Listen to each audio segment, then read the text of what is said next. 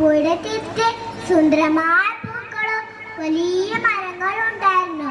ദിവസവും വൈകുന്നേരം ചിഞ്ഞൾ പുഴവക്കിൽ പോയിരിക്കും. പുഴയിലെ മീനുകളോട് വർത്തമാനം പറയുക, പൂക്കളെ തലോട്. ഒരു ദിവസം പുഴ കാണാൻ പോയപ്പോ പുഴ കണ്ടവർക്ക് സങ്കടം വന്നു. പുഴയുടെ ചിരി മാറിപ്പോയി. പുഴയിലെ വെള്ളം കറുത്ത് മോശമായി. പുഴത്തിട്ട് പൂക്കളെല്ലാം വാടിക്കരിഞ്ഞു പോയി. ആരോ പുഴയിൽ കുറെ പ്ലാസ്റ്റിക് കൂടുകളും വേസ്റ്റുകളും വാരി എറിഞ്ഞിരിക്കുന്നു.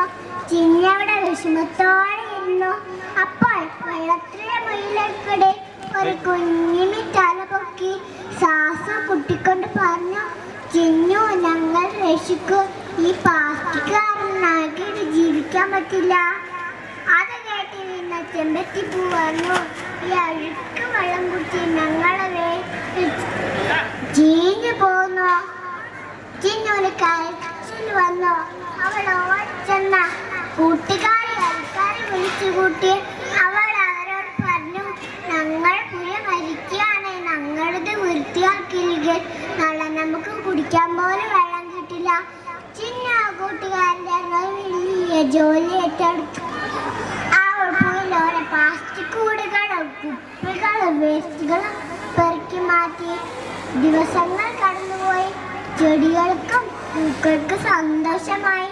മേഘം സന്തോഷത്തോടെ ഈ പുഴയിൽ ചാടി. ചെടികളിൽ പുതിയ പൂക്കൾ വരുന്നു.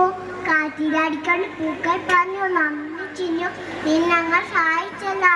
അന്ന് മുതൽ ഗ്രാമത്തിലുള്ളവർ ഒരു തീരുമാനം എടുത്തു, ഞങ്ങൾ പുഴയിലൊക്കെ ഒരു വ്യക്തികളും വലിച്ചെറിയില്ല.